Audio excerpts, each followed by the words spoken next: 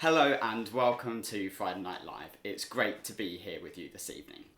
Please do stay on after this session for our Zoom calls. It's something that we're starting to introduce to our Friday sessions, so that it means that after the session we can catch up with you guys, see how you're doing, and chat about the session as well, just as we would on Friday Night Live.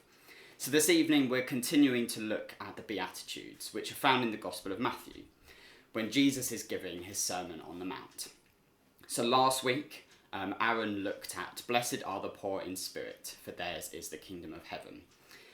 And as Aaron mentioned last week, these statements that we find in the Beatitudes are incredibly countercultural statements.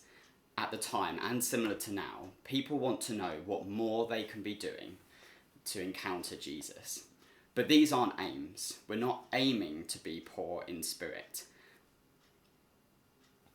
So we find a similar story in the next Beatitude, found in Matthew 5, verse 4.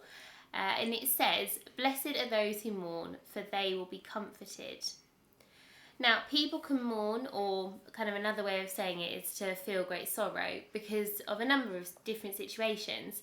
Everyone has mourned something or someone in their life. So, for example, we're just going to go through some situations that you might kind of mourn, and I just want to make this really clear. Often we think of people mourning, it means that someone's died and therefore they're mourning, but this is just one of the ways. So the first example is that someone dies that you love, and some of you may not have had this yet, but some of you will have and will know how painful that it can be. But as Sarah was saying, it's not just when we are mourning someone passing away, but we can also mourn other things that we lose. So one of the examples that I wanted to share this evening was a loss of health. So as I had gone from year 11 and just about to start sixth form, I was really excited about getting to meet new people. My school's sixth form had intake from other schools, and it was a really great opportunity to make some new friends and kind of change things up a bit. But about 2 weeks into that, I was playing football down the park with some of my friends and I broke my leg. I ended up in hospital for a couple of days, had some screws put in my leg. And for me, this was a massive deal because I just started sixth form, I just started this kind of new process of being able to make new friends. And suddenly that was all disappearing. I wasn't in school anymore, I couldn't go and play football, I was on crutches, and I got to the end of this 6-week period of being in a cast, and I went to hospital for the checkup, fully expecting them to take my cast off. But that didn't happen, and the doctors told me it's not quite fully healed yet, it's probably going to be another 4 to 6 weeks before you can actually start using your leg again. And I just remember sitting at home, crying, being like, this is just so painful to go through. Not necessarily physically, obviously there was some physical pain there as well, but just the fact that I hadn't seen my friends for so long, I wasn't being able to engage properly at school, and everyone else, forming those friendships right at the beginning, and I was kind of being left behind. So actually sometimes when health impacts us, that's also a situation that we can be in mourning. You can also mourn a loss of a key relationship. So maybe you break up with your boyfriend or girlfriend. Maybe your parents split up and you don't see one of them very much anymore. When you realise that person you always turn to isn't there anymore, that can really create a sense of mourning within you, but you're mourning a key relationship. And we can also mourn the loss of kind of security, whether that's job security or, as we might be finding at the moment, the loss of routine about going to school and having those everyday things that actually we find comfort in knowing what's going to be happening. That uncertainty can actually leave us feeling in this kind of period of time of loss of that routine. And that can have varying impacts on different people. And for some of you, you might not realise actually how much you miss school, which might be a strange feeling for you to be going through. And actually that can have some of the same connotations with the other examples that we've spoken about. You can also mourn dreams, which does sound really odd, but that idea that if you have a dream of what you want to be when you're older, or you might have a dream of, going to university. I know someone that I knew did their A-levels, kind of fully expected to get into their top uni choice, and they got the results back and they didn't. And actually it was so painful seeing them go through that kind of realisation of they're not going to uni. They didn't get into their backup uni either. And it was that sense that their dreams had just gone. I mean, they're at uni now, but I guess for those few weeks where they didn't know what they were going to do with the next year, it was really horrible to see, and they were really mourning that dream of going to university.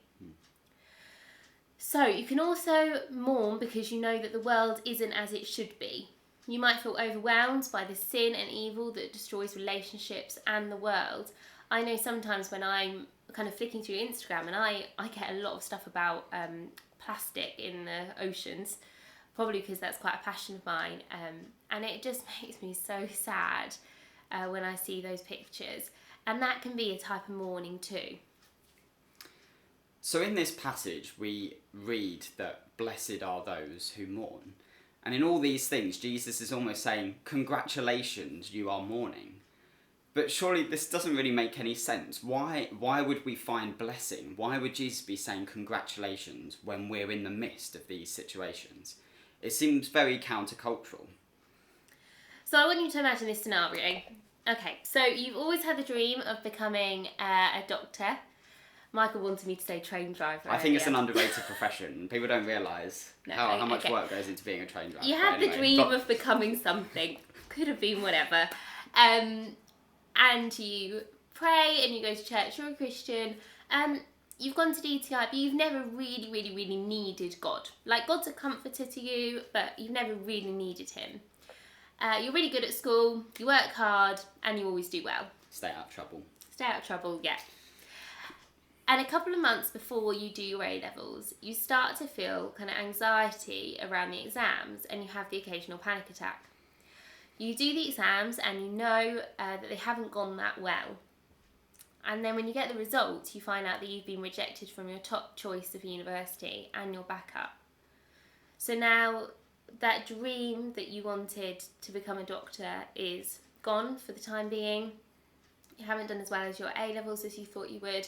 You've been rejected from university, so that whole year, or actually if you're going to be a doctor the next 5 years, I guess, they were completely planned, and now there's nothing.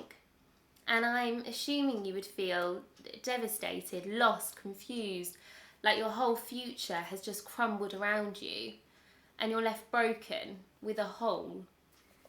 So just take a moment just to think about a situation for you that might sound similar to this. It might not be as big as that, it might be something really small, maybe something that you feel a bit silly about, that you felt that way, but it still has a massive impact on you. So Jesus says, congratulations. So how on earth can this bring you blessing? When we're left vulnerable, God can use us to move into that space that's been left behind. That thing that we've been depending on, whether that's a dream, a person, a relationship, a loved one. In this, God is saying, I'm going to come into that situation. The Message version puts it like this. You're blessed when you feel you've lost what's most dear to you. Only then can you be embraced by the one who is most dear to you.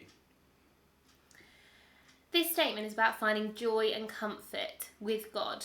It's inheriting the kingdom of heaven when we are at our lowest. As Michael said, you're left with a hole, you're left devastated, and God can come into that hole and fill it. When that thing that has been so dear to us has gone, we are left vulnerable, and that is when God will step in if you let him. This doesn't mean you can't cry or have down days. Of course we can. God gives us emotions for a reason. We're meant to feel like that when we mourn. So much so that in the Old Testament, God said, well, for 30 days after someone dies, you need to mourn. It's a really important thing to do. But it means that God can bless us when we allow ourselves to mourn or to feel loss. He can step into that place. Yeah, definitely. It doesn't mean that we can't be upset or sad about these things. That's a totally natural response. But it's very important to draw out the difference here between joy and happiness. This passage is not telling us that we need to feel happy when we're in mourning, because happiness relies on the outside or these external things, that people are nice to you or your friends value you, that you get the grades you want. As long as you don't have any problems, we can feel happy. But joy's internal, it comes from God and it doesn't change based on our situation. These blessings link in with this joy that we can have through knowing that God is with us. So some of you will be kind of watching this and thinking, well, this doesn't apply to me. I haven't lost someone, or I haven't lost something that's dear to me. And I know this sounds really horrible, but everyone will fall. Everyone will lose someone close to them. Everyone will have hopes destroyed. This is just a part of life. And it's about finding God's blessing in those times. And it's about putting those foundations in now, so that when those things happen, they don't knock us sideways. And I think the real key thing is, don't hide away and just binge on Netflix to suppress what you're feeling. That's the easy thing to do. It's easy to hide, and it's easy just to put something on and just let it go episode after episode. But actually, you do need to cry. You do need to cry with God. You need to open up to him and imagine Jesus sitting there listening to you. I sometimes do that, so I actually close my eyes and imagine that Jesus is sat across from me and I'm just telling him how I'm feeling. You might want to read the Bible. David in the Psalms shows us how to articulate loss and mourning. He cries out to God and finds blessing there. And so this can be quite a strange thing to think about, how do we actually find joy in these blessings? We're not saying that these times are easy, and if you know God's with you, you won't ever kind of feel down about these situations. And, we've found different things, both of us, on how to deal with these situations. And it means coming to God just as we are, honest, open-handed, not covering up our emotions. For me, I find this easiest when I'm playing guitar and worshipping. It doesn't have to be, really happy worship songs. There's worship songs as well that just remind you who God is and allow you to come to him in that honest place where you are. As we normally talk about authentic worship, this doesn't mean, putting on a brave face and worshipping to like Happy Day or something like that, if that's not where you're at.